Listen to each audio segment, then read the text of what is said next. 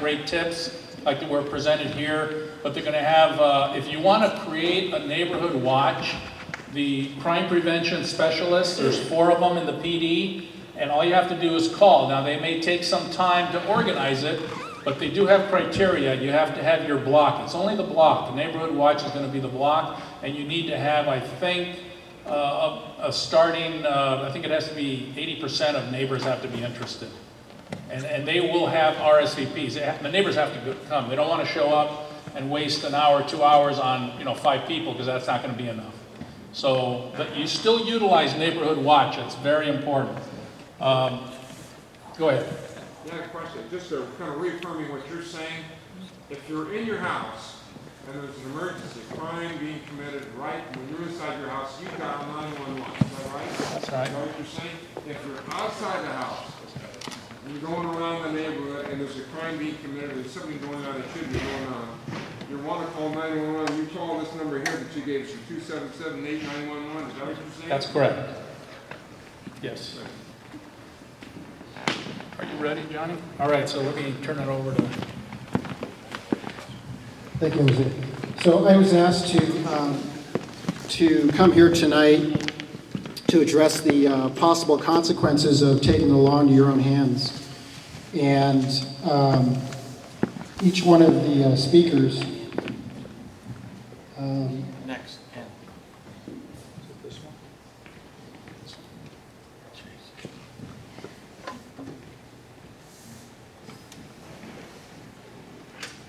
Each and every one of the speakers tonight has actually reiterated already the message that I was going to say, which is obviously don't take the law into your own hands. You have to call 911.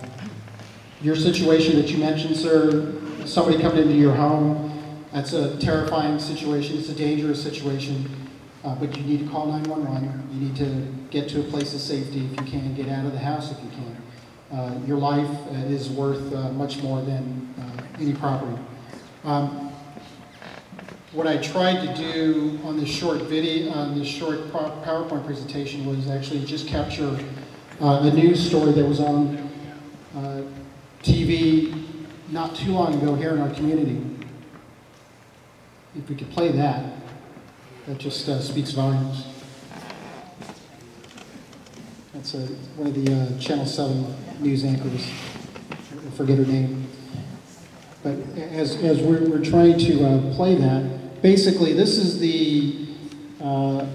a story about the homicide that took place at one of our apartment communities here in San Jose, where a maintenance worker who was working at the apartment complex was aware of some burglaries that took place at the apartment complex. For whatever reason, he ended up picking up an illegal handgun, and they saw the suspect on the property, and they tried to detain the suspect himself.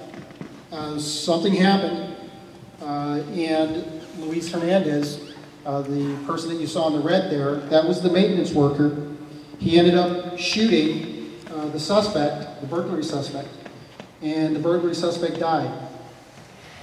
After the San Jose Police Department did their investigation and prepared their report and submitted it to the DA's office, our homicide unit determined that there was sufficient evidence to charge the maintenance worker, Mr. Luis Hernandez, with second-degree murder.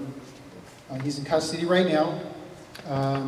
I spoke to the prosecutors in charge of the case to find out what the maximum exposure was for Luis Hernandez for this incident. He's facing 25 years to life. I don't know ultimately what's going to happen with the case, but that's what the maximum exposure is right now. And all because Luis Hernandez decided to confront this auto burglar with a gun. Instead of calling the police like he should have done, and even if the police didn't get there in time, they could have gotten a license plate, could have gotten a description, and instead Luis Hernandez is now in custody facing a second-degree murder charge. So again, and the roles could have been easily reversed. Maybe that suspect could have had a gun, and Luis Hernandez tried to detain him, that suspect could have killed Luis Hernandez. So that's the point that I really wanted to reach tonight. So Luis Hernandez is facing criminal liability, second-degree murder. There's also potential civil liability for any citizens that try to detain a suspect and they end up injuring or killing that particular suspect. That citizen puts themselves at risk for civil liability. And obviously, we don't want our citizens facing that civil liability. That's what the officers are trained and paid for. So please call 911 and don't risk your life for property. That's really all I had to say for you folks, and I apologize that the video wasn't worked out. But I did see that there was a lot of questions passed up, so I'd love to hear what the questions are. Could I ask you a favor, please? Yes. Could you talk a little bit about what rights people have to protect themselves Okay. and what rights they do not? Sure. The question